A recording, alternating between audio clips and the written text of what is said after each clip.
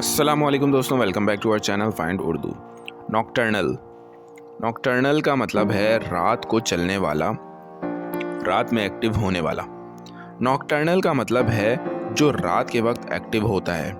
ये लफ्ज़ ज़्यादातर जानवरों के लिए यूज़ होता है जो दिन के वक्त सोकर रात में शिकार करते हैं, जैसे बिल्ली, उल्लू और चमगादड़। इंसानों के लिए भी अगर कोई शख्स रात को ज़्यादा काम करे और दिन में आराम करे तो उसे नॉकटर्नल कहा जाता है। Owls are nocturnal birds that hunt at night.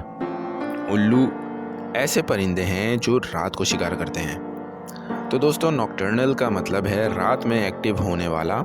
ये लफ्ज़ अक्सर जानवरों और रात को काम करने वाले लोगों के लिए यूज़ होता है। उम्मीद है आपको नॉकटर्नल का मतलब समझ में आ गया होगा। मिलते हैं नेक्स्ट वीडियो में। शुक्रिया।